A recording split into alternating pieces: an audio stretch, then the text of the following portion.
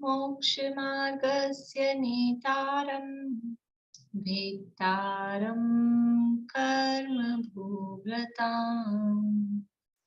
ज्ञातारं विश्वतत्त्वानां वन्दे तद्गुणलाथै वन्दे तद्गुणलाथै। मोक्षमार्ग के नेता एवं कर्म पर्वतों के भेदक और विश्व के सब तत्वों के ज्ञायक चेतन संवेदक सद्गुण आप समान प्राप्त हो यही भावना भाकर दे विनय पूर्वक करूं वंदना बारंबार जिनेश्वर दे बारंबार जिनेश्वर दे।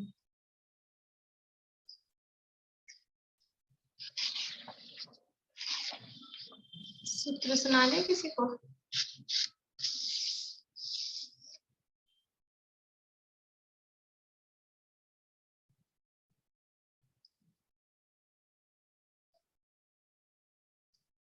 किसने नहीं बोले हैं बहुत दिनों से, बोले। चतुर्थ सूत्र के 9वें अध्याय के अंतर्गत निर्जरा का प्रकरण अपना चल रहा है और इसमें असंख्यात गुणी निर्जरा ये प्रकरण अपन देख रहे हैं कि निर्जरा जब होती है तो किन किन जीवों को यानी कैसे कैसे निर्जरा अधिक अधिक होती है, उसके यहाँ पे 11 स्थान बताए हैं। कौन से 11 स्थान हैं पारुल, याद हुए? नहीं, सुनीता आंटी बोलिए। सबसे पहले तो आएगा वो सादी मिथ्या दृष्टि, फिर उसके सादी नहीं सातिशय मिथ्या दृष्टि, सातिशय मिथ्या दृष्टि, फिर चौथे गुण स्थान वृत्ति श्राव, फिर चौथे गुण स्थान वृत्ति, फिर श्राव, फिर पंचम गुण स्थान वृत्ति, छठे सातवें गुण स्थान वृत्ति मुनिराज, फिर अनंतानुबंधी की विसंयोजना करने वाले चौथे गुण स्थान वाले, फिर दर्शन मोह,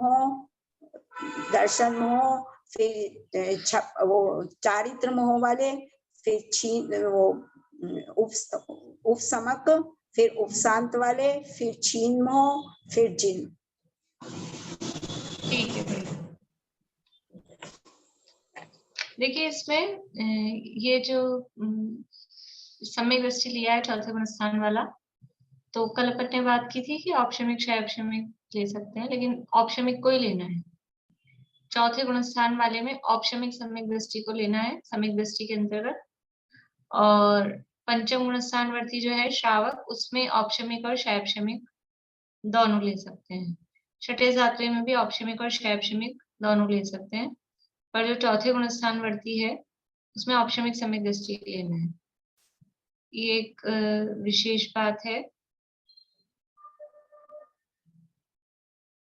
और इसमें ऐसा भी है, सर्वार्थ सिद्धि आदि टीका में जो दिया है वो, जैसे अपन ने तो कल जैसे कंपैरिजन किया था अलग अलग जीव हैं, कोई मुनिराज है और कोई चौथे गुण स्थान वर्ती वाला वो दर्शन मोह का क्षय कर रहा है, और मुनिराज सामान्य है तो उसको चौथे वाले को अधिक निर्जरा है, मुनिराज को कम निर्जरा है। उस समय उतनी देर के लिए समझना, मुनिराज को तो वैसे सामान्य रूप से हर समय निर्जरा होती ही है, चौथे गुण स्थान में हर समय उतनी निर्जरा नहीं हो रही है, संख्यात गुणी निर्जरा, लेकिन जिस समय वो दर्शन मोह की क्षय कर रहा है, दर्शन मोह क्षपक है, उस समय विशेष विशुद्धि हो रही है, तो उस समय उसके विशेष निर्जरा हो रही है, ऐसा यहाँ कहा है। ये बात ध्यान रखना है, हर समय कोई चौथे वाले की ज्यादा होती है और मुनिराज की कम होती है, ऐसा नहीं है। हर समय तो मुनिराज ही ऊपर है, इसलिए वो भाव नहीं लेना है, केवल उतने अंतर्मूर्त काल के लिए जिस समय वो काम हो रहा है उस समय कहा है।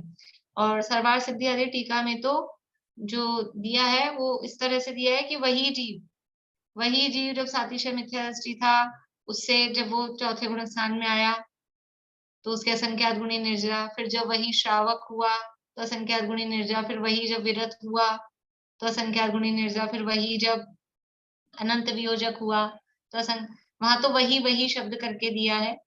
तो वही जब भी गुण स्थानों की बात करते हैं तो वही शब्द का प्रयोग वहां कथाओं में किया है, ग्रंथों में, कि वही जीव मिथ्या दृष्टि से सम्यक दृष्टि हुआ, फिर वही जीव सम्यक दृष्टि से देशव्रती होता है, पांचवे में पहुंचता है, फिर वही जीव मुनि बनता है, तो वही कहते हैं।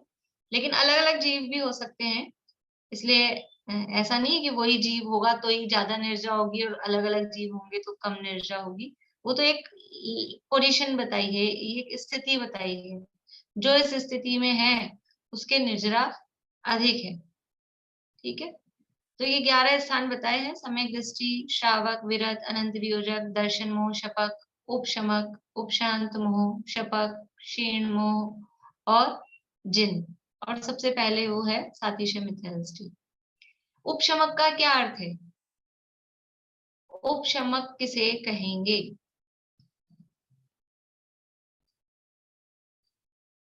बोली सुलोचना जी, कल थे आप? उपशम श्रेणी चढ़ने वाले जीवों को उपशम। बहुत बढ़िया। जो जीव उपशम श्रेणी चढ़ रहे हैं, उपशम श्रेणी चढ़ने वाले जीवों को उपशमक कहेंगे। तो ये उपशमक कौन से गुण स्थान में पाए जाएंगे?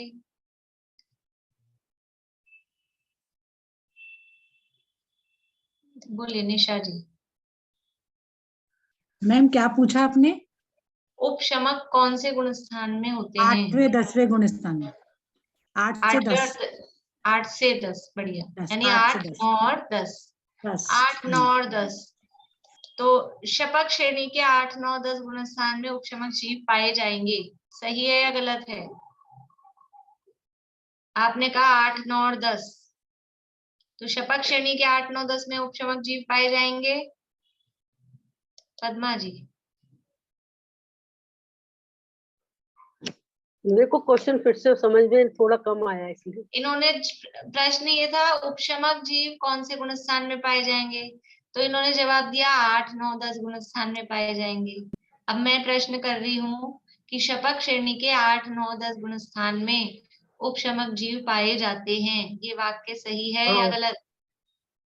पाए सही है? जाते हैं, पाए जाते हैं, मतलब 8, 9, 10, 11, 11 में नहीं पाएंगे, 8, 9, 10 में दोनों होंगे, चपक श्रेणी वाले भी और उपशम श्रेणी वाले भी।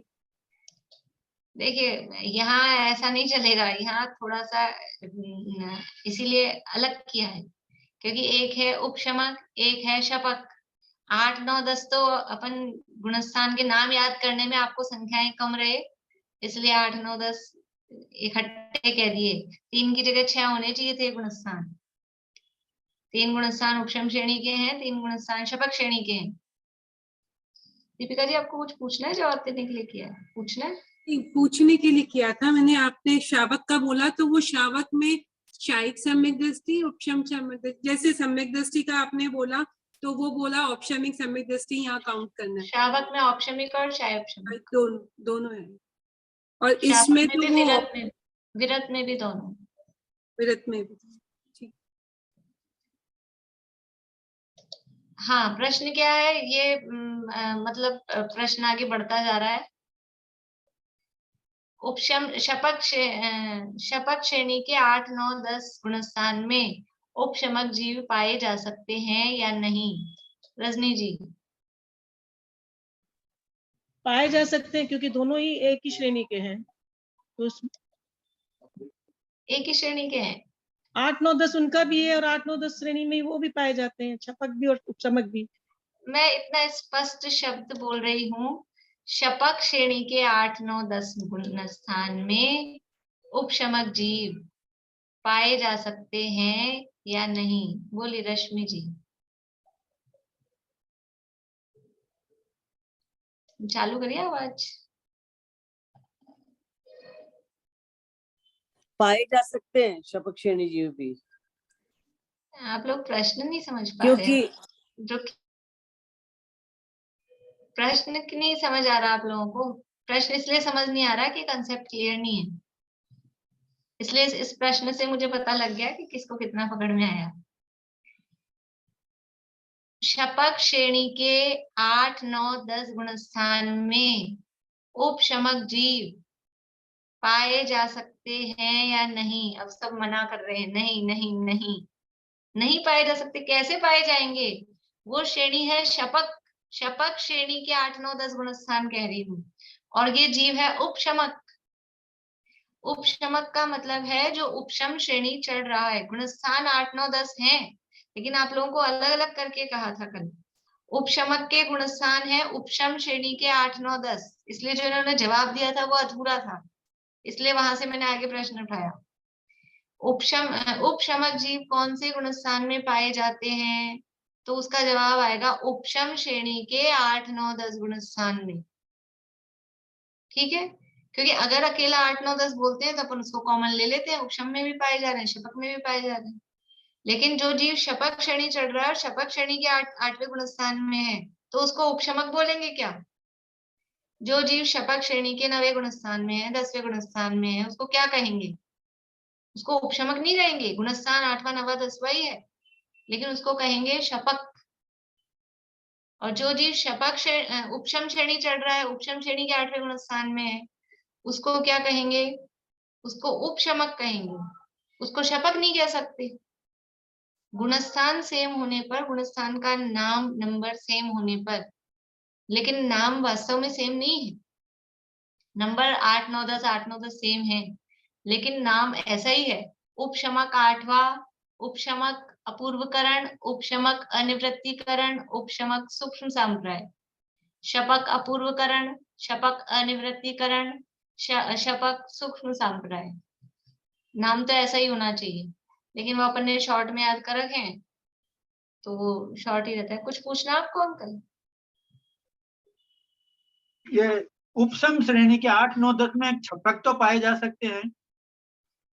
देखिए, शायिक सम्यक दृष्टि पाए जा सकते हैं। शपक किसे कह रहे हैं यहाँ पर? ये शपक पर्टिकुलर वर्ड है यहाँ पर। शपक का मतलब है शपक श्रेणी चढ़ने वाला, उसको कह रहे हैं यहाँ पे शपक। एक शपक शब्द आता है समाधि मरण के प्रकरण में। जो जीव समाधि मरण या संलेखना धारण करता है उसको भी शपक कहते हैं, लेकिन यहाँ वो वाला अर्थ नहीं है। यहाँ ये शपक शब्द का पर्टिकुलर मीनिंग है। यहाँ शपक शब्द का अर्थ है शपक श्रेणी चढ़ने वाला। यहाँ शपक का मतलब शायिक सम्यक दृष्टि नहीं। शायिक सम्यक दृष्टि उपशम श्रेणी चढ़ सकता है, वो शायिक सम्यक दृष्टि है। यहाँ शब्द दिया है शपक, यहाँ अलग स्थान नाम बनाया है ना, शपक, शपको, ये नाम दिया है अलग से, तो स्थान अलग है, इसलिए शायिक सम्यक दृष्टि को नहीं कह सकते अपन शपक। शायिक सम्यक दृष्टि तो चौथे गुणस्थान में भी पाया जा रहा है, चौथे गुणस्थान वाले को शपक कहेंगे क्या? नहीं कह सकते। बोलिए रेणु जी। मैम, आपने जो अभी क्षयोपशम और का बोला ना कि खाली औपसमिक सम्यक दर्शन होगा चौथे गुण स्थान में, वो थोड़ा वापस समझाइए ना, समझ नहीं पाई मैं क्या बोले आप। चौथे गुणस्थान में जो सम्यक दृष्टि लेना है वो औपशमिक सम्यक दृष्टि लेना है, बस यही बोला था मैंने।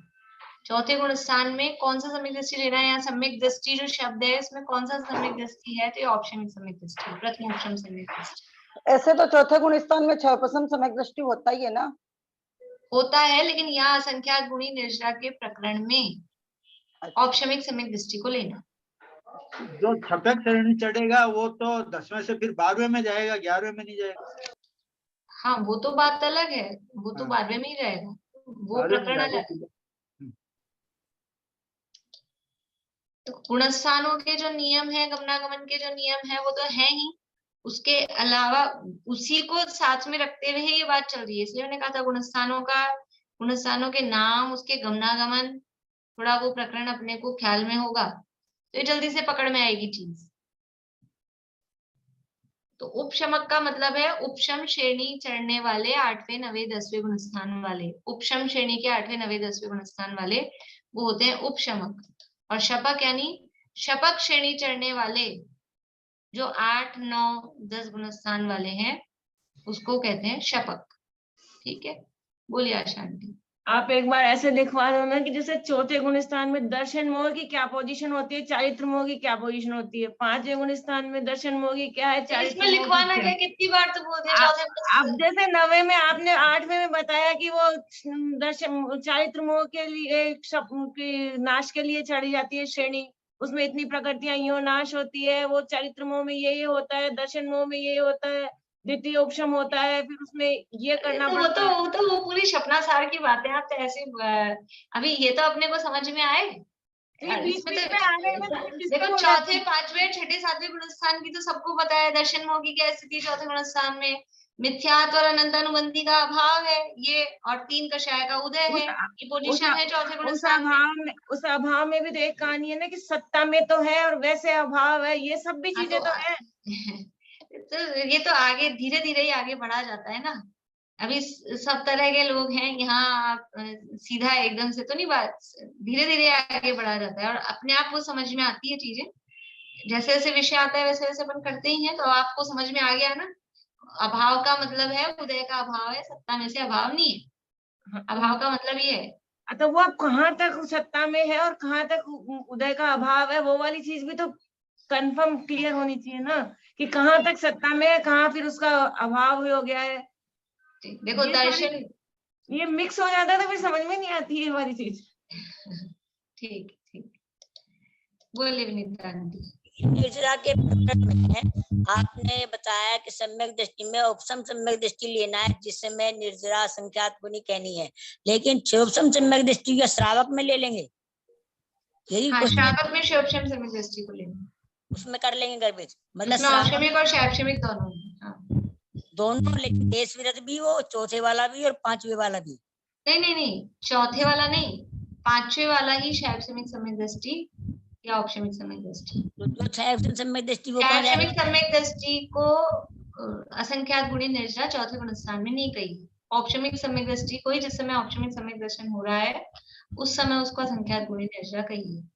मतलब चौथे गुण स्थान में हर समय असंख्यात गुणी निर्जरा नहीं होती है। ठीक है, तो वो औपशमिक सम्यक दृष्टि की विशुद्धि ज्यादा है शैक्षणिक से। अब वो पॉइंट दिमाग में रखना ना कि असंख्यात गुणी की अपेक्षा ये लाइन बनाई है। ये मैं बार बार मैं कह रही हूँ, ये आपको ध्यान रखना है। असंख्यात गुणी निर्जरा का प्रकरण चल रहा है, इस प्रकरण में यहाँ पर अभी अपने को सम्यक दृष्टि में किसको लेना है या औपशमिक सम्यक दृष्टि को लेना है। जो प्रकरण चल रहा है, वरना तो सम्यक दृष्टि तो चौथे गुण स्थान में तीनों प्रकार के होते ही है ना, औपशमिक भी, शैक्षणिक भी, शैक्षिक भी। हमेशा ये नहीं लगाना है कि जब चौथा गुण स्थान कहेंगे तो वो औपशमिक ही होगा। और जगह पे तो चौथे गुण स्थान में औपशमिक भी होगा, शैक्षणिक भी होगा, शैक्षिक भी होगा। जहां जैसा प्रकरण होता है वहां वैसी बात उसको लेनी है। नहीं तो आप तो सामान्य रूप से सम्यक दृष्टि समझिए। ये कुछ विशेष बातें हैं तो विशेष लोगों के लिए समझ लीजिए, बाकी जो सामान्य जिनको समझ में आ रहा है वो सामान्य रूप से सम्यक दृष्टि समझिए, सम्यक दृष्टि बस। ठीक है ना। अभी चक्कर ऐसा है कि अपनी क्लास में थोड़ा मिक्स स्टैंडर्ड के लोग हैं, तो कुछ बातें फिर कोई प्रश्न आ जाए सामने से, इसलिए वो मैं ऐसे प्रश्नों को अवॉइड भी करती हूँ जिसमें ज्यादा फिर वो दूसरे लोगों को तकलीफ हो जाए, फिर समझने में मुश्किल हो जाए। क्योंकि क्रम से आगे बढ़े तो अच्छा है, धीरे धीरे वो समझ में आते आते से आने लगती है बातें। फिर भी समझते हैं आप लोग, ऐसी बात नहीं है। जो भी प्रकरण चल रहा है अभी देखो, सामान्य रूप से आशा आंटी का जो प्रश्न है, जैसे अपन कहते हैं ना चौथे गुण स्थान में मिथ्यात्व अनंतानुबंधी का अभाव हो गया, पांचवें गुण स्थान में 2 कषाय का अभाव हो गया। तो ये जो अभाव शब्द कह रहे हैं इसका मतलब है वो जड़ मूल से खत्म हो गई पहली बार में, ऐसा नहीं होता है। वहां जो अभाव कहा जा रहा है वो उसके उदय का अभाव है, उदय में नहीं है, प्रकट नहीं है, फल नहीं दे रही है, लेकिन सत्ता में रखी है। सत्ता मतलब है कि आत्मा के प्रदेशों के साथ में वो कर्म है। अभी कर्म तो है, लेकिन हमारे जो परिणाम हुए हैं उस गुणस्थान के योग्य विशुद्ध परिणाम, उस परिणामों के बल से वो कर्म अपनी शक्ति प्रकट नहीं कर पा रहा। उसको कहते हैं कि उसको अभी दबा रखा है हमने, वो उदय में नहीं है, उसका शिवोपशम किया कि उपशम किया, ऐसी स्थिति है। ठीक है, तो इसे औपशमिक सम्यक दर्शन कहा, वो नाम से ही पता लग रहा है। औपशमिक सम्यक दर्शन में क्या स्थिति होती है? औपशमिक सम्यक दर्शन में सम्यक की जो विरोधी प्रकृतियां हैं उनको उपशम किया जाता है। उपशम का क्या मतलब होता है पूजा जी? ऊपर श्रेणी में चढ़ना। उपशम मतलब श्रेणी में चढ़ना? ऊपर होना उससे नहीं। निशा जी, उपशम यानी क्या? अभी देखिए आशा आंटी, आप बात कह रहे हैं कि वो सपना बता दो हमें। अभी सब तरह के लोग हैं ना, उपशम का अर्थ पता नहीं हो। कहाँ गए निशा जी? उपशम किसे कहते हैं? हाँ मैम, क्या पूछा आपने? उपशम? उपशम नहीं आ रहा। नहीं, तो ऐसे अब सबके हिसाब से, औरों को तो पता है, मुझे मालूम है, जो लोग हाथ खड़ा करते हैं उनको आता है, वो मुझे मालूम है। लेकिन ये भी पता है ना कि कौन कौन कितने कितने नए लोग भी हैं अपने साथ में। उपशम का मतलब होता है कर्मों को दबाना। ठीक है, उपशम का मतलब है कर्मों को दबाना। अब वो श्रेणी का नाम उपशम श्रेणी है। उपशम का मतलब ऊपर चढ़ना नहीं पूजा जी। उपशम का मतलब ऊपर चढ़ना नहीं है। उपशम का मतलब है दबाना, बेहोश करना। तो वो जहां कर्मों को जिस कर्म को, जितने कर्म को बेहोश किया है, दबाया है, उस हिसाब से वो जीव की पोजीशन बनती है। तो सम्यक के विरोधी कर्मों को दबाया है, उपशमित किया है, तो वो कहलाता है औपशमिक सम्यक। चारित्र के विरोधी जो कर्म है, चारित्र के विरोधी मतलब जो चारित्र प्रकट नहीं होने देते, ऐसे कर्मों को यदि दबाया है तो वो उपशम श्रेणी कही जाती है, फिर उसको श्रेणी कहते हैं। तो अलग अलग प्रसंग होते हैं, अलग अलग प्रकरण होते हैं, लेकिन उपशम शब्द का अर्थ होता है कर्मों को दबाना। तो औपशमिक सम्यक में सम्यक के जो विरोधी हैं, कौन से कर्म हैं सम्यक के विरोधी? सम्यक के विरोधी कौन कौन से कर्म हैं? बोलिए पार्वती। विरोधी मतलब जो सम्यक का घात करते हैं, सम्यक को उत्पन्न नहीं होने देते। अनंता उन्नु बंदी की चारों कषाय, क्रोध मान माया लोभ और दर्शन मोह की सम्यक प्रकृति, मिथ्या प्रकृति और सम्यक मिथ्या प्रकृति। बढ़िया। दर्शन मोहनी की 3 प्रकृतियां, मिथ्यात्व, सम्यक मिथ्यात्व और सम्यक्त्व प्रकृति, ये 3। और चारित्र मोहनी में से अनंतानुबंधी की क्रोध मान माया लोभ, ये 4। ये 7 प्रकृतियां हैं, ये कहलाती हैं सम्यक की विरोधी। विरोधी का मतलब है इन प्रकृतियों के उदय रहते हुए सम्यक दर्शन नहीं हो सकता। तो इनका किया उपशम, इनको दबा दिया कि आप ऊपर आ रही थी ना, प्रकट हो रही थी ना, तो हम हमारा काम नहीं कर पा रहे थे, सम्यक दर्शन नहीं कर पा रहे थे, तो उनको चुप चुप आगे दबा कर मुंह में कपड़ा ठूस के ऐसे कर देते ना, अभी चुप हो जाओ, बंद कर दिया, ऐसा उनको उपशमित किया। लेकिन सत्ता में है, स्टॉक में है अभी। जैसे अपन ऐसे नहीं करते, अपने घर में बहुत समझ लो बहुत सारा सामान भरा हो, अपने को खुद को अच्छा नहीं लगता हो, कहीं कुछ पड़ा है, कहीं कुछ पड़ा है, कुछ खराब ऐसी भी चीजें पड़ी है, अच्छी नहीं लगती देखने में। कोई मेहमान आ रहे हैं घर में, तो फिर अपन क्या करते हैं, अब वो सामान को तो कहाँ ले जाएं, तो अच्छी सी चादर उस पर डाल देते हैं। तो वो सामान को क्या कर दिया अपन ने, छुपा दिया। लेकिन घर में है कि नहीं है, वो सत्ता में है, लेकिन अब दिख नहीं रहा। जो मेहमान आए उनको दिख नहीं रहा कि कोई टूटी फूटी चीजें पड़ी है, कबाड़ जैसी चीजें पड़ी है, वो दिखती नहीं है। ऐसे ही वो प्रकृतियां आत्मा के साथ में है, उसको बोलते हैं सत्ता में तो है, लेकिन अभी अपने परिणामों के निमित्त से उनको दबा रखा है, वो अपना फल नहीं दे पा रही। तो जहां जहां जिस भी कर्म के साथ में ऐसा होता है, मौनी कर्म में होता है ये उपशम वाला कार्यक्रम, तो वो औपशमिक सम्यक या फिर श्रेणी के समय चारित्र मौनी की जो प्रकृतियां हैं, अप्रत्यक्षानावरण 4, प्रत्यक्षानावरण 4, संजलन 4, नोनो कषाय, उनको दबाते हुए जब जीव मोक्ष मार्ग में आगे बढ़ता है तो उसको उपशम श्रेणी कहते हैं, वो श्रेणी कही जाती है। जब इन 7 प्रकृतियों को दबाता है तो वो औपशमिक सम्यक्त्व कहा जाता है। और जब बाकी की जो 21 बची हैं चारित्र मोहनी की, अप्रत्यक्षान, प्रत्यक्षान, संजुलन और नौनो कषाय, इनको दबाते हुए फिर वो मोक्ष मार्ग में आगे बढ़ रहा है, पुरुषार्थ कर रहा है, तो उसको श्रेणी कहा जाता है। वो उपशम श्रेणी कही जाती है, दबाने का काम जिसमें हो रहा है। बोलिए अशांति। तो इसका मतलब ये होगा कि जो उपशमक श्रेणी है, उपशम श्रेणी है 8, 9, 10, 11 वाले जो गुण स्थान है, उसमें ये दबती है, नष्ट नहीं होती है। हाँ, दबती है। ये वाले गुणस्थान दबने वाले हैं, ये नष्ट नहीं हाँ, होते। शपक हाँ। श्रेणी वालों के नष्ट हो जाती है हाँ, और इनमें दबी हुई है ये उपशम हाँ, श्रेणी में, इसलिए वो बिल्कुल। 11वें से गिर जाता है कि दबी हुई है हाँ। इसलिए। अभी अपन ने 2 शब्द पढ़े थे ना शुक्ल ध्यान के प्रकरण में, प्रतिपात और अप्रतिपात। तो जो उपशम वाला है वो तो प्रतिपाती है, क्योंकि उपशम वाला तो गिरेगा ही गिरेगा, और शपक वाला होता है वो अप्रतिपाती, वो गिरता नहीं है कभी भी, क्योंकि शपक सत्ता में से नाश करता हुआ जा रहा है, तो गिरने का क्या काम है। जिसने दबाया है उसके शत्रु वापस से, जिसने बेहोश किया है उसके शत्रु उठ के खड़े होंगे, तो वो वापस आक्रमण करेंगे।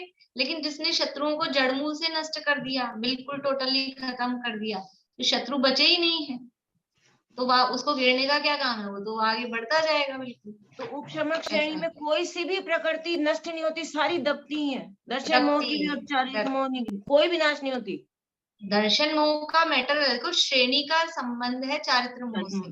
अब दर्शन मोह की खत्म हो सकती ना, शायिक सम्यक दृष्टि है और वो भी उपशम श्रेणी चढ़ सकता है, तो दर्शन मोह की तो खत्म हो चुकी है, इसलिए दर्शन मोह को अलग रखो आप। श्रेणी का रिलेशन है चारित्र मोह से। श्रेणी क्यों चढ़ी जाती है, मैंने लिखा ही है एक आध बार पहले भी परिभाषा, अभी कल भी बोली। चारित्र मोह की प्रकृतियों का नाश करने के लिए, उनका उपशम या क्षय करने के लिए। तो चारित्र मोह की 21 प्रकृतियों के उपशम के लिए उपशम श्रेणी, और चारित्र मोह की 21 प्रकृतियों के नाश के लिए शपक श्रेणी चढ़ी जाती है। ये श्रेणी है। पता नहीं कुछ लोगों को बहुत भारी पड़ रही होंगी बातें ऐसे, लेकिन देख ऐसे रहे टकटकी लगा के, बिल्कुल अरुचि नहीं हो रही, ये मुझे अच्छा लग रहा है, लेकिन कोई बात नहीं। ये आप जो रुचि से सुन रहे हैं ना, वो ही आपको बहुत अच्छा काम करेगा। नहीं समझ में आ रहा लेकिन अरुचि नहीं हो रही ना, तो भी ये हमारे कर्मों को समझ लो मंद करेगा, दबाएगा, और फिर ऐसा भी समय आएगा कि अपने को तुरंत सब समझ में भी आएगा। ये रुचि, ये तो जीव के परिणामों का निमित्त नैमित्तिक संबंध होता है कि अभी हमको भले ही समझ में नहीं आ रहा, लेकिन रुचि से हम सुन रहे हैं, तो उससे वो कर्म ढीले पड़ेंगे। जो ज्ञानावरण आदि कर्मों का तीव्र उदय है वो मंद पड़ेगा, फिर समझ में आने लग जाएगा। बोलिए रजनी। नहीं, आपने अभी बताया चारित्र मोह की प्रवृत्तियों के नाश वाले को, चारित्र मोह की 21 प्रकृतियों के नाश के लिए जो पुरुषार्थ होता है उसको शपक श्रेणी कहते हैं।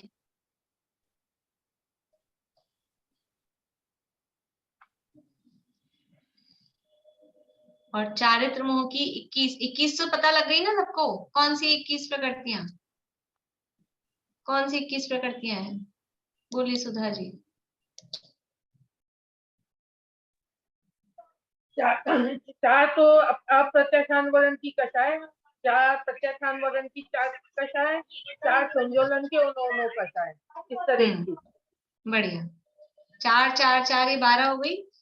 अप्रत्याख्यान क्रोध मान माया लोभ, प्रत्याख्यान क्रोध मान माया लोभ, संजुलन क्रोध मान माया लोभ, ये 12 और 9 कषाय। इतनी बार बोला है, जिनको नहीं पता था उनको लिख लेना चाहिए था अब तक कि चारित्र मोह की 21 कौन सी है। ठीक है, ये तभी याद रहेंगी कुछ बातें, कुछ लिख लेंगे ना अपन। तो चारित्र मोह की 21 प्रकृतियों के उपशम के लिए जो पुरुषार्थ होता है उसको कहते हैं उपशम श्रेणी। चारित्र मोह की 21 प्रकृतियों के नाश के लिए जो पुरुषार्थ होता है उसको कहते हैं शपक श्रेणी। तो जो जीव शपक श्रेणी चढ़ रहे हैं उन जीवों को क्या कहते हैं? उन जीवों को कहते हैं शपक।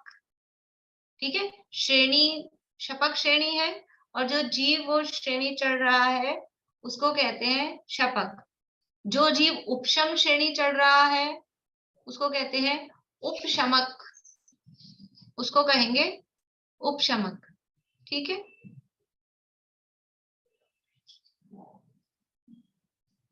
दीदी से बात करो। तो ये यहाँ पर 11 स्थान बताए।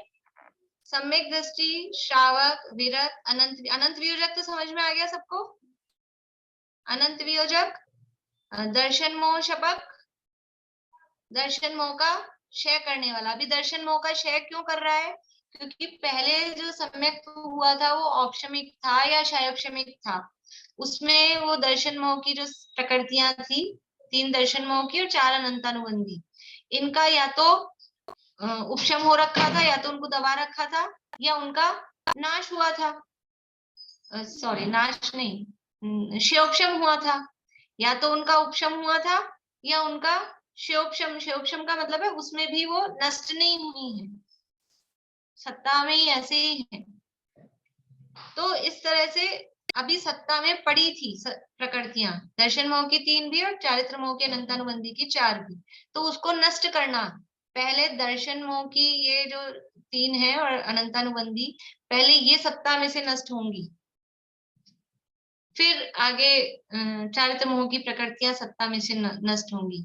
ठीक है, लेकिन दर्शन मोह की प्रकृतियां सत्ता में से नष्ट हुए बिना भी, यानी औपशमिक सम्यक्त्व के साथ भी वो उपशम श्रेणी चढ़ सकता है। तो दर्शन मोह की सत्ता कहाँ तक चल सकती है, कहाँ तक पहुंच सकता है दर्शन मोह? सत्ता, सत्ता समझ में आ रहा है? सत्ता मतलब वो आत्मा के साथ में कर्म है, दबा हुआ, दबा दबा कर एक भी कर्म को नष्ट नहीं किया, और दबा दबा कर कहाँ तक पहुंच सकता है? बोलिए शशि जी, दबा दबा कर कहाँ तक पहुंच सकता है? उपशांत मोह तक। बहुत बढ़िया, उपशांत मोह तक, 11वें गुण स्थान तक भी दर्शन मोह की सत्ता।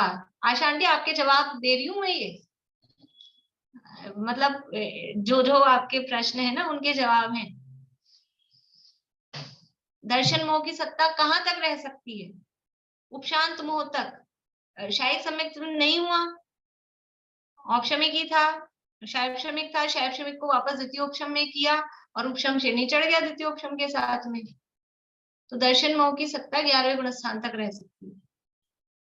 ठीक है, तो ये अलग। और जो शायद सम्यक दृष्टि हो गया उसके नहीं है सत्ता आगे। अभी अर्जेंट है क्या?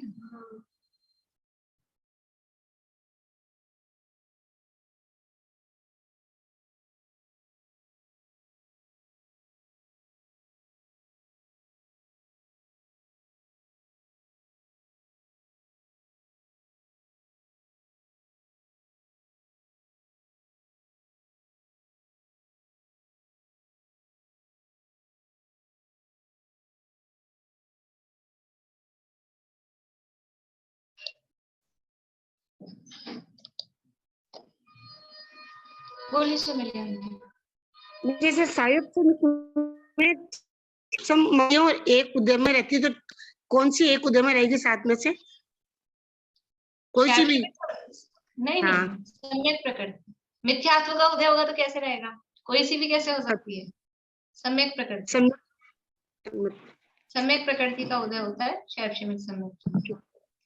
तो ये चर्चा है एकदम नई तो नहीं है आप लोगों के लिए, क्योंकि अपन 8वां अधिकार में पढ़ के आए हैं ये बातें। एकदम बिल्कुल ही जीरो हो ऐसा तो नहीं है। ये सब चीजें अपन 8वां जो कर्म वाला अधिकार अपन ने पढ़ा था वो उसमें पढ़ के आए हैं ये बातें। लेकिन बात ये है कि कितनी किसने कैसे पढ़ी सुनी उसकी बात है। कोई बात नहीं, नहीं याद होती है कोई बात नहीं, अभी थोड़ा बहुत भी समझ में आ रहा है और ऐसा नहीं लग रहा है कि क्या चल रहा है तो भी कोई चलेगा, धीरे धीरे आएंगी समझ में। बोलिए सुधा जी। दर्शन मोहिनी तो 7वें गुण स्थान में उसकी प्रकृतियों का क्षय हो जाता है, उसकी 11वीं में कैसे आएगी? वहां तो 40 महीने की प्रकृति रहती है। अगर उसने क्षय नहीं किया ना भाई, औपशमिक सम्यक श्रेणी नहीं चढ़ सकता, द्वितीय उपशम से चढ़ता है ना औपशमिक। कल आपको लिखवाया था मैंने, उपशम श्रेणी कौन कौन से सम्यक के साथ चढ़ सकता है, देखिए कल आपने लिखा था, लिखा है तो पढ़ के सुनाइए क्या लिखा है। उपशम श्रेणी द्वितीयोपशम सम्यक दृष्टि या साहित्य सम्यक दृष्टि चढ़ सकता है। तो द्वितीयोपशम का मतलब है औपशमिक सम्यक दृष्टि। द्वितीयोपशम मतलब औपशमिक, द्वितीय उपशम तो वो औपशमिक सम्यक दृष्टि है। तो औपशमिक सम्यक दृष्टि चढ़ रहा है ना श्रेणी, द्वितीय उपशम सम्यक दृष्टि, तो उसके बाद शायिक सम्यक कहाँ है? तो उसने कहाँ खत्म की? उसने खत्म ही नहीं की, उसके पास सत्ता पड़ी है। 11वें गुण स्थान तक सत्ता में दर्शन मोह उसी के है जो द्वितीयोपशम के साथ उपशम श्रेणी चढ़ रहा है, शायिक सम्यक दृष्टि के नहीं है। शायिक सम्यक दृष्टि की नहीं, ये मैंने ये बात अभी भी कही थी, द्वितीयोपशम के साथ जो चढ़ रहा है। एक एक शब्द को बहुत ध्यान से पकड़ना और सुनना है। द्वितीय उपशम के साथ ही सत्ता में वो 11वें गुणस्थान तक पहुंची, शायद सम्यक दर्शन के साथ नहीं। बोलिए रेणु। मैम टॉपिक तो अलग चल रहा है, लेकिन मैंने वो होमवर्क के लिए याद दिलाया था। हाँ नहीं, मुझे अभी भी याद आ गया था कि इसको यहीं पूरा करके वो कर लेते हैं। अभी समय देख के मैंने कहा अब ये हो गया है, खाली इसमें तो मैं तो केवल ये चेक कर रही थी कि किसको कितना समझ में आया, पर उसी में अपनी पूरी क्लास हो गई है। बाकी तो उपशांत मोह तो 11वां गुणस्थान है, वो तो सबको पता ही है। उसके बाद में शपथ की चर्चा हो गई। क्षीण मोह यानी 12वें गुणस्थान वर्ती। 12वें गुणस्थान का मतलब क्या है कि जिनके मोह का पूरा अभाव हो गया, मोहनीय कर्म अब है ही नहीं, खत्म, वो गुणस्थान है 12वां गुणस्थान क्षीण मोह। क्षीण का मतलब है नष्ट हो गया है मोह यानी मोहनीय कर्म। और अगले ही मतलब इस गुणस्थान का टाइम पूरा होते ही अंतर्मूर्त में ही जो केवल ज्ञानी होने वाले हैं, अरहंत बनने वाले हैं, ऐसी स्थिति का नाम है क्षीण मोह। तो क्षीण मोह जो 12वें गुणस्थान वर्ती है, उनकी असंख्यात गुणी निर्जरा, और उनसे भी असंख्यात गुणी निर्जरा अरहंत भगवान की जिन, जिन यानी सहयोग केवली जिन 13वें गुणस्थान में भी, और अयोग केवली जिन 14वें गुणस्थान में भी ये होती है। देखो ये जो असंख्यात गुणी निर्जरा कही है, ये निर्जरा का मतलब है प्रदेश निर्जरा। प्रदेश निर्जरा मतलब 4 प्रकार के बंध अपन ने पढ़े थे, प्रकृति बंध, प्रदेश बंध, स्थिति बंध, अनुभाग बंध। प्रकृति स्थिति अनुभाग ये सूत्र आया था ना 8वें अधिकार में। तो 4 प्रकार के बंध होते हैं। उसी तरह से निर्जरा भी 4 बंधे 4 प्रकार से हैं, तो निर्जरित भी 4 प्रकार से होंगे ना। तो वो परमाणु फिरते हैं, मतलब वास्तव में जो कर्म परमाणु है वो आत्मा से अलग होते हैं। वास्तव में एक्चुअल में जो पुद्गल के कर्म है वो आत्मा से ऐसे अलग होते, इतना सारा परमाणु झड़ता है, आत्मा से अलग होता है। इसका नाम यहाँ पे ये निर्जरा कहा गया है। अब मेरे हिसाब से इस सूत्र की चर्चा अपनी लगभग हो चुकी है। और भी कुछ रहा होगा तो आप लोग और देख लेना, कल अपन कर लेंगे चर्चा, नहीं तो फिर कल अगला सूत्र शुरू करेंगे। अभी अपन जो वो पिछले सूत्रों से रह गया था अपना प्रकरण, धर्म ध्यान और शुक्ल ध्यान में अंतर, किस किस ने लिखा है मेरे वैसे हाथ खड़ा करिए। 1 2 3 4 5 6 7 8 50 जने हैं पूरे टोटल, उसमें से 8 जनों ने किया है। और कितने दिन से कह रखा है, क्या मजा आएगा, 1 और 9। चलिए कोई बात नहीं, इतने ही बहुत है, अपने रेणु जी अकेले ही बहुत है, वही सारे पॉइंट बता देंगे। एक एक पूछते हैं, बोलिए, एक पॉइंट बोलिएगा दीपिका जी। वस्तु स्वभाव की और एकाग्रता धर्म ध्यान है, और जहाँ परिणाम अति शुद्ध होते हैं कर्मों का क्षय या उपशम होता है, और जहाँ लेशिया भी शुक्ल होती है उसे शुक्ल ध्यान। बढ़िया, यानी परिभाषा परिभाषा की तरफ से। रुकिए फिर कुछ रह जाएगा तो दोबारा पूछेंगे। हाँ बोलिए विनीता आंटी, अगला पॉइंट। हाँ जी, धर्म ध्यान के गुण स्थान 4, 5, 6 है, और शुक्ल ध्यान के गुण स्थान 8वें से 12वां है, वो 8वें से 14वां है। फिर 7वां गुण स्थान कहाँ गया? 7वां नहीं बोला मैंने, 6, 4, 5, 6, 7वां धर्म ध्यान के हैं। हाँ। और 8 से लेकर 14वां तक शुक्ल ध्यान के। बढ़िया, यानी गुण स्थान की अपेक्षा से 4 से 7 गुण स्थान वो धर्म ध्यान के, और 8 से 14 वो शुक्ल ध्यान के गुण स्थान है। बोलिए चित्रांटी। श्रेणी के हिसाब से श्रेणी चढ़ने से पहले धर्म ध्यान होता है, और श्रेणी चढ़ने के बाद शुक्ल ध्यान होता है। श्रेणी यानी धर्म ध्यान श्रेणी से पूर्व होता है, शुक्ल ध्यान श्रेणी की अवस्था में, और श्रेणी के बाद भी अनंत भगवान के भी हो रहा है, तो श्रेणी की दशा नहीं है। श्रेणी के बाद भी और श्रेणी के समय भी शुक्ल ध्यान होता है, और श्रेणी के पहले धर्म ध्यान होता है। हाँ बोलिए रेणु जी। मैम एक तो मेरे ये लिखा है कि धर्म ध्यान के काल का कोई निश्चित समय नहीं है, कि धर्म ध्यान का कोई जैसे कोई अंतर मुहूर्त है कि मतलब कितने समय भी धर्म ध्यान हो सकता है। मतलब ऐसे तो कोई भी ध्यान नहीं, एक अंतर ये मुहूर्त तो के लिए देखो, होता है। ये तो आप खुद विचार करते हैं ना, तो आपको खुद को गलती समझ में आ जाती है। अभी क्योंकि मुझे ध्यान का काल अंतर्मुहूर्त का है, सामान्य रूप से ध्यान का काल अंतर्मुहूर्त का है, फिर आप ऐसे कैसे कह सकते हैं? अभी मैं बोलते बोलते मुझे ध्यान आ गई अपनी गलती। इसको और ऐसे मैंने लिखिए, इसको ऐसे लिखिए कि धर्म ध्यान का काल अपेक्षाकृत अधिक है। पूरा लमसम काल देखेंगे ना गुण स्थानों के हिसाब से, तो धर्म ध्यान का काल अधिक है, शुक्ल ध्यान का काल कम है अपेक्षाकृत। क्योंकि धर्म ध्यान चौथे से सातवें गुणस्थान में वो लंबे समय तक वो गुणस्थान बने रहते हैं, तो वो अधिक समय तक चल सकता है। लेकिन शुक्ल ध्यान का टाइम है वो कम है, उसको ऐसा करिए।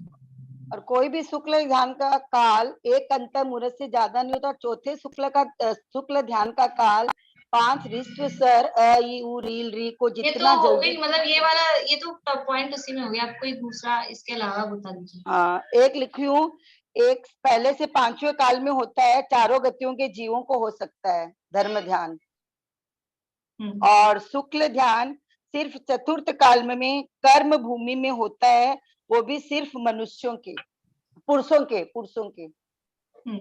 ठीक है। और यानी धर्म ध्यान है वो चारों गति, मतलब काल की अपेक्षा से आप देख रहे हो अभी, तो धर्म ध्यान पहले से 5वें काल तक, वो फिर पहले का दूसरे तीसरे काल में वो चौथे गुणस्थान की अपेक्षा से ही लेना पड़ेगा, पर हो सकता है। और जो शुक्ल ध्यान है वो केवल चौथे काल में ही, और उसमें भी मनुष्यों के पुरुष लिंगधारी के ही होता है। बोलिए सुधा जी। धर्म ध्यान मुनिराजों को होता है, जबकि ये केवल ज्ञान ये वो होता है, शुद्ध केवली को होता है शुक्ल ध्यान। धर्म ध्यान मुनिराजों को होता है, सामान्य मुनिराजों को भी और गृहस्थ को नहीं होता धर्म ध्यान। हाँ, गृहस्थों को भी हो सकता है। तो फिर ऐसा करिए, उसको धर्म ध्यान गृहस्थ और मुनिराज दोनों को हो सकता है, लेकिन शुक्ल ध्यान तो मुनिराज को और अनंत भगवान को भी होता है ना। 13वें 14वें गुणस्थान वाले अनंत भगवान है। तो धर्म ध्यान एक और लिखा है, वो भी बता दूं। हाँ बोलिए। धर्म ध्यान बुद्धिपूर्वक होता है और शुक्ल ध्यान अपने आप ही होता है। हाँ, उसको अबुद्धिपूर्वक, ठीक है। धर्म ध्यान है वो बुद्धिपूर्वक होता है, बुद्धिपूर्वक किया जाता है। शुक्ल ध्यान है वो अबुद्धिपूर्वक होता है। ठीक है, अच्छा। धर्म ध्यान विकल्प रूप अवस्था है, विकल्पात्मक है, और शुक्ल ध्यान निर्विकल्प रूप अवस्था है। धर्म ध्यान में सर्वथा नहीं कह सकते विकल्पात्मक, क्योंकि धर्म ध्यान निर्विकल्प रूप भी होता है चौथे, मतलब वो जो गुणस्थानों में जो निश्चय धर्म ध्यान है ना, वो तो निर्विकल्प रूप ही है। वो निर्विकल्प है। तो उसमें ऐसा कर सकते हैं कि धर्म ध्यान में कदाचित निर्विकल्प, कदाचित सविकल्प होता है, और शुक्ल ध्यान निर्विकल्प रूप होता है, ऐसा। और धर्म ध्यान के फल में स्वर्ग की प्राप्ति होती है, और शुक्ल ध्यान के फल में स्वर्ग और मोक्ष दोनों की प्राप्ति हो सकती है। धर्म ध्यान ठीक है, फल की अपेक्षा से ठीक है।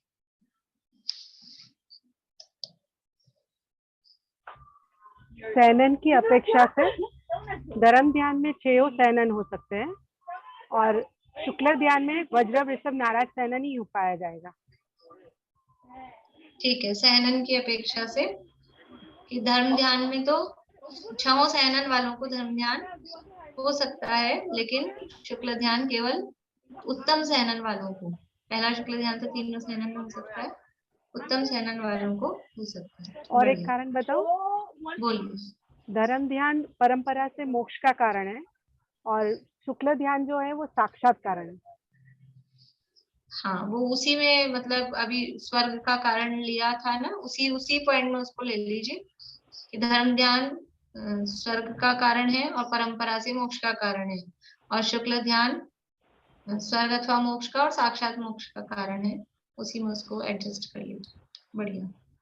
और कोई? सुनीता आंटी हाथ खड़ा कर रही है। और कोई अगर हाथ खड़ा कर रहे हैं और मुझे नहीं दिख पा रहा है तो वैसे हैंड रेज करिएगा। धर्म ध्यान में कर्मों की निर्जरा कम होती है और शुक्ल ध्यान में कर्मों की निर्जरा ज्यादा होती है। हाँ, अपेक्षाकृत लगाइए इसमें, अपेक्षाकृत। ठीक है, हाँ बढ़िया। बोलिए मनोरमा आंटी।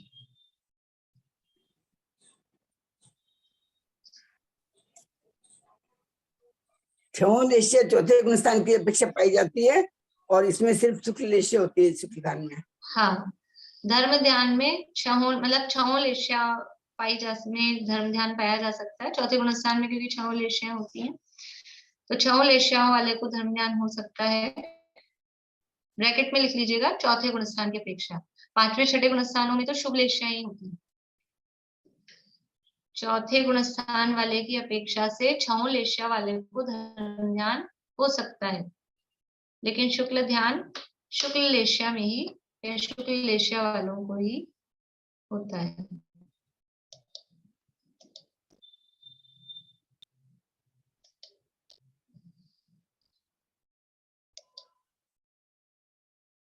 बोलिए रेणु जी।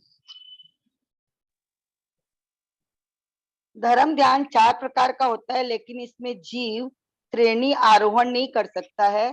शुक्ल ध्यान भी 4 प्रकार का होता है, लेकिन इस ध्यान में जीव 2 प्रकार से श्रेणी आरोहण करता है। उपसम श्रेणी 8, 9, 10, 11 गुण स्थान और छपक श्रेणी 8, 9, 10, 12 गुण स्थान। देखिए ये तो नहीं, ये श्रेणी वाला पॉइंट तो आ गया है। इसको मतलब जो पॉइंट आ गया ना उसको रहने दीजिए। इसको इस तरह से लीजिए कि धर्म ध्यान के 4 भेद हैं, वो 4 नाम आज्ञा विचय, अपाय विचय, विभाग विचय, संस्थान विचय। और शुक्ल ध्यान के 4 भेद हैं, लेकिन उसके नाम अलग हैं। प्रथक्त्वे, कत्वे, तर्क, सूक्ष्म क्रिया, प्रतिपाती। तो वो 4 नाम वहां दे दीजिए। इस तरह से वो भेदों की अपेक्षा से डिफरेंस हो जाएगा। बाकी वो श्रेणी वाला तो आ ही गया था पॉइंट कि वो श्रेणी से पहले होता है धर्म ध्यान और वो श्रेणी के बाद में या श्रेणी के साथ में होता है, वो हो गया। और कोई बता रहे हैं? सुमन जी आपका आ गया ना नंबर? बोलिए विनीता आंटी। दीदी पॉइंट के हिसाब से शुक्ल ध्यान मनुष्य वेद वालों को ही होगा, भाव वेद की नहीं कहती मैं, लेकिन द्रव्य वेद की बात कहना चाह रही हूँ मैं। और जो शुक्ल ध्यान किसको होगा? शुक्ल ध्यान मनुष्य वेद, पुरुष वेद वालों को। मनुष्य कौन से वेद का नाम है? मनुष्य गति वेद। हाँ, वेद तो 3 होते हैं, उसमें मनुष्य थोड़ा वेद होता है। और धर्म ध्यान चारों गति में भी हो सकता है और नपुंसक वेद में भी हो सकता है, पुरुष वेद में भी हो सकता है, स्त्री वेद में भी हो सकता है। मतलब 2 बात एक साथ बताई मैंने, गति की अपेक्षा और वेद की अपेक्षा। नहीं, ये आप कैसे कह सकते हैं? शुक्ल ध्यान पुरुष वेद में ही होता है, द्रव्य वेद की अपेक्षा बात कर रहे हैं। लेकिन यहाँ जब ऊपर के गुण स्थानों में बात करते हैं ना, तब द्रव्य वेद की बात नहीं करते, फिर भाव वेद की बात करते हैं। तो भाव वेद से तो तीनों वेद वालों को शुक्ल ध्यान हो सकता है। वो तो है जी, भाव में तो है ही। तो वो द्रव्य वेद की बात तो एक पॉइंट में आ गई थी कि पुरुष को ही होगा, मनुष्य में पुरुष को ही होगा, वो हो गई। गति की अपेक्षा से कहिए तो धर्म ध्यान चारों गतियों में हो सकता है और शुक्ल ध्यान केवल मनुष्य गति में ही होता है। गति की अपेक्षा से ये अंतर हो जाएगा। ठीक है, बोलिए दीपिका जी।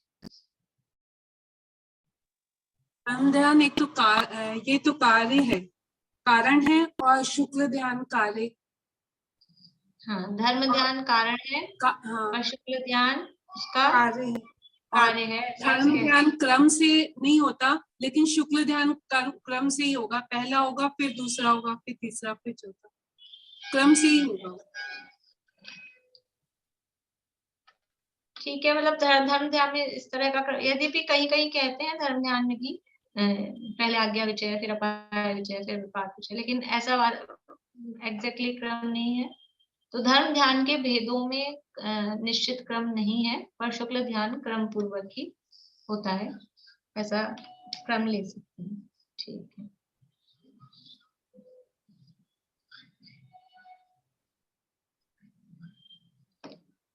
चलिए मेरे ख्याल से हो गए हैं लगभग ये सभी। और कोई पॉइंट किसी को?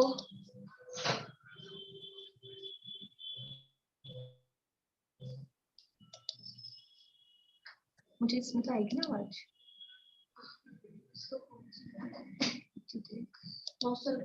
हाँ, बोलिए। अभी हम है ना कल्पद्रुम विधान में, अभी हम कल्पद्रुम विधान में बैठे हुए हैं। तो अभी एक हमें जाप मिला है वहां करने के लिए, ओम अरहम सिद्ध संयोग केवली स्वा, इसका क्या मतलब है? ओम अरहम सिद्ध संयोग ओम केवली स्वा अरहम मतलब सिद्ध संयोग केवली स्वाहा। सिद्ध तो सिद्ध भगवान है और सहयोग केवली वो अनंत भगवान है, तो उनको स्मरण करते हुए वो जाप बनाया है, अनंत और सिद्ध भगवान के अच्छा, स्मरण। उनको हाँ मतलब तीनों योगों को हमको स्वाहा करना है यहाँ पे, तीनों स्वाहा योग सहित होता है ना सही? योगों को स्वाहा सहयोग, ये सहयोग केवली तो तीनों योग सहित होते हैं ना जैसे? योग सहित है, लेकिन यहाँ तो सहयोग केवली का मतलब है अनंत भगवान, तो अनंत भगवान को याद कर रहे हैं और सिद्ध भगवान को याद कर रहे हैं, उनके नाम का स्मरण करते हुए वो जाप दे रहे हैं, तो वो स्वाहा तो जाप रूप है, उनको स्वाहा नहीं करना है। अच्छा हाँ, अच्छा, जाप करते हैं मतलब जाप करना है। हाँ, हाँ जाप मतलब मैं जाप यही की सोच बात रही थी बता और रहे हैं क्या। ना कि जाप। हाँ हाँ हाँ हाँ हाँ हाँ हाँ हाँ। चलिए बोलिए रेणु जी। मैम एक पॉइंट ऐसे ही लिखा है मैंने, धर्म ध्यान में धर्म की शुरुआत होती है, सम्यक दृष्टि जीवों को धर्म ध्यान होता है, और शुक्ल ध्यान में आत्मा की पहचान की पूर्णता होती है, यानी धर्म की पूर्णता होती है। ये ध्यान श्रुत केवली और केवल ज्ञानी को होता है।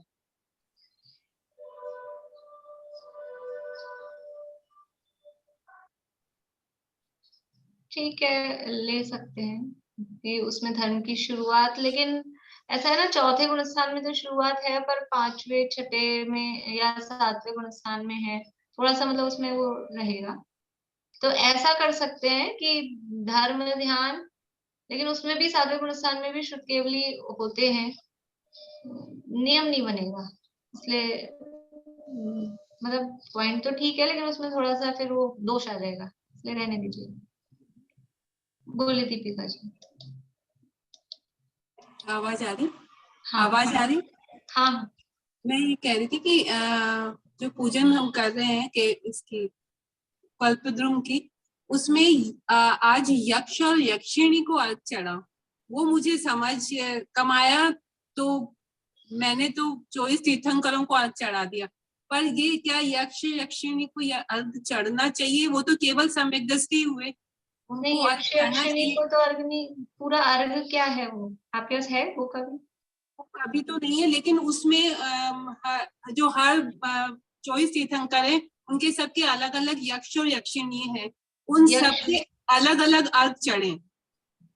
यक्ष यक्षिणियों को तो अर्घ नहीं चढ़ना चाहिए, या मतलब वो तो सम्यक दृष्टि ही है, वो देव ऐसा मतलब उस यक्ष, वो यक्ष जिनको पूज रहा है, वो यक्ष जिनको पूज रहा है या जिनकी सेवा में ऐसे तीर्थंकर भगवान को अर्घ हम चढ़ा रहे हैं, ऐसा तो नहीं है उसमें? नहीं, उसमें नाम से अर्घ चढ़ा है उन्हीं को, केवल यक्ष को ही। हाँ, उन्हीं को, यक्ष को, एक एक यक्ष को, जो जो हर तीर्थंकर के हैं, और हर यक्षिणी को अलग अलग अर्घ चढ़ा। आदिनाथ भगवान के अलग नहीं, यक्ष और यक्षिणी सबको अलग अलग अर्घ चढ़ा। यक्ष यक्षिणी को तो नहीं चढ़ना चाहिए, तो और उसकी जगह 24 तीर्थंकरों को अर्घ चढ़ा दे तो तकलीफ, गलत तो नहीं है? हाँ, नहीं, फिर अपन बुद्धिपूर्वक ध्यान रखें कि भाई हम यहाँ नहीं, मुझे लगा तो मैंने 24 तीर्थंकरों के अर्घ चढ़ा दी। हाँ, अच्छा है, बढ़िया। मतलब वो मतलब होना नहीं चाहिए क्या? मतलब आगे भी कभी हाँ, तो ध्यान। हाँ, यक्ष यक्षिणियों को क्यों अर्घ चढ़ाना है? चौथे ऐसे उनको अर्घ चढ़ाते ही नहीं, चौथे गुण स्थान वालों को किसी को भी अर्घ नहीं चढ़ा सकते। देव देवियों को अर्घ तो नहीं चढ़ा, अर्घ तो संयम है, वो सम्यक दृष्टि है, पर वो पूजित थोड़ी हुए। नहीं, बोलिए चमेली आंटी। धर्म ध्यान में विशुद्धि कम होती है और शुक्ल ध्यान में विशुद्धि अधिक होती है, हाँ, ये कर सकते हैं? हाँ, धर्म ध्यान में कंपैरेटिवली अपेक्षाकृत विशुद्धि कम है, शुक्ल ध्यान में विशुद्धि अधिक। चलिए, और किसी का कोई अंतर का पॉइंट रह गया है? आशा आंटी, आप अंतर बता रहे हैं या कुछ और बात करनी है? बोलिए बेला जी। ये बोल सकते हैं क्या, धर्म ध्यान में मोहनीय क्रम का उपशम होता है और शुक्ल ध्यान में मोहनीय क्रम का क्षय होता है? नहीं, शायद सम्यक दृष्टि भी तो हो सकता है चौथे पांचवें गुण स्थान में, इसलिए उपशम क्षय ऐसा नहीं कह सकते। जैसे अंतर में ये भी आएगा क्या, जैसे शुक्ल ध्यान में कमरश केवली और अयोग केवली के ही होते हैं, ये इसमें आएगा अंतर में? नहीं नहीं, श्रेणी पे चढ़ने पे ये सब नहीं आएगा इसमें? नहीं, वो तो अपन कॉमन शुक्ल ध्यान का देख रहे हैं ना, चारों का एक साथ शुक्ल ध्यान धर्म ध्यान में कॉमन देख रहे हैं, वो केवल ये अंतर, ये आप लास्ट वाले शुक्ल ध्यान की बात कर रहे हैं? जी जी जी। हाँ, तो ये एक किसी एक शुक्ल ध्यान का ऐसा पर्टिकुलर नहीं ले रहे, अपन कॉमन रूप से देख रहे हैं। अच्छा, धर्म ध्यान शुक्ल ध्यान दोनों के हाँ। उसमें अंतर दिखाना। Thank you. बोलिए शांति। एक योगों को लेके भी बना सकते हैं कि धर्म ध्यान में कोई योग का नाश नहीं होता, जबकि शुक्र ध्यान में योग मन वचन का योगों का धीरे धीरे नाश नंबर से नाश हो जाता है। योगों को लेके उसमें धर्म ध्यान में तो कोई योग हाँ, नाश लेकिन नहीं होता। वो योगों का नाश भी फिर आगे अंतिम उसी में आ रहा है ना, मतलब फिर उसको पर्टिकुलर मेंशन करना पड़ेगा कि इस शुक्ल ध्यान में योगों का नाश। भाई 11वें तक तो तीनों योग है, बाद में तो धीरे धीरे खत्म हो जाए, एक एक करके खत्म है, मतलब वो काय योग भी और वो भी सब योग। 13वां तो योगों के नाश के लिए ये एक तरह से सूक्ष्म काय ही रहता है, नहीं बना सकते। बना सकते हैं, लेकिन उसको अच्छे से क्लियर करके लिखना है, क्लियर करके लिखें तभी बनेगा कि धर्म ध्यान तो पूर्ण रूप से योगों से सहित ही है, और शुक्ल ध्यान में क्रमशः योगों का अभाव होता जाता है, ऐसा करके लिख सकते हैं। चलिए, अभी समय बहुत हो गया है, मेरे ख्याल से हो गए हैं पॉइंट, यही पूरा करते हैं। जिनवाणी स्थिति।